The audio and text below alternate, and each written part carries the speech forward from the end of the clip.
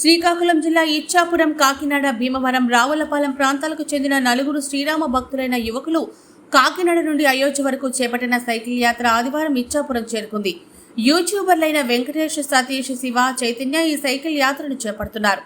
ఈ సందర్భంగా ఇచ్చాపురం గ్రామదేవత శ్రీ స్వేచ్ఛావతి అమ్మవారి ఆలయం వద్ద మీడియాతో వారు మాట్లాడారు. శ్రీరామునిపై భక్తితో సైకిల్స్ పై అయోధ్య వరకు యాత్ర చేయాలని భావించామని, ఆదివారం నాడు తమ యాత్ర 6వ రోజుకు చేరుకుందని, దారి పొడుగునా తమకు శ్రీరామ భక్తులు ఆదరిస్తున్నారని అన్నారు. సుమారు 1700 కిలోమీటర్ల ప్రయాణం చేసి మార్చి 20వ తేదీన అయోధ్య చేరుకునే అవకాశం ఉందని తెలిపారు. శ్రీరాముని దయతో, ఆంజనేయ స్వామి అండతో అయోధ్య వరకు తమ సైకిల్ యాత్ర విజయవంతంగా పూర్తి చేస్తామని అన్నారు.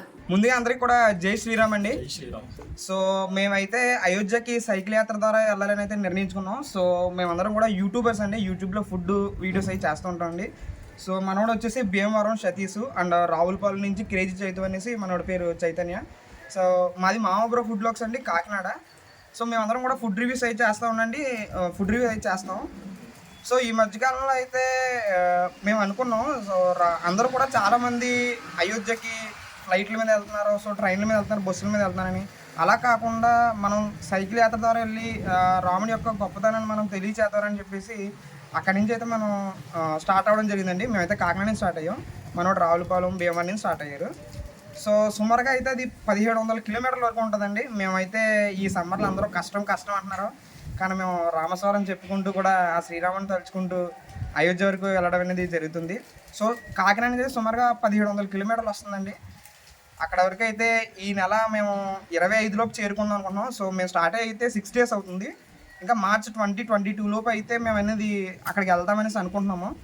ఈ లోపు మధ్యలో అయితే చాలా చాలా మంచి రెస్పాన్స్ వచ్చిందండి. అసలు మేము వెళ్ళేటప్పుడు కానీ అక్కడి నుంచి ఇప్పుడు ఇచ్చాపురం వచ్చామండి, ఈరోజు day 6.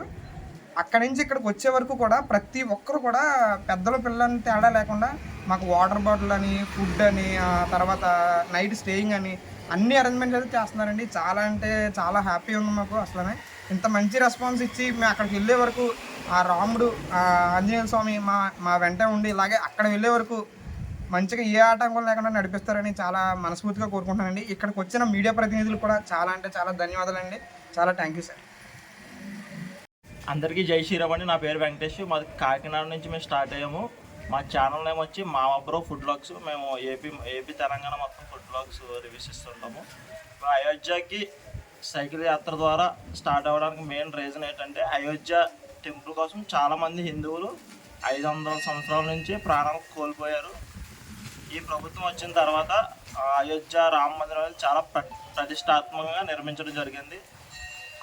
అందరూ రాముని మీద భక్తితో చాలామంది చాలా రకాలుగా వ్యక్తపరుస్తారు.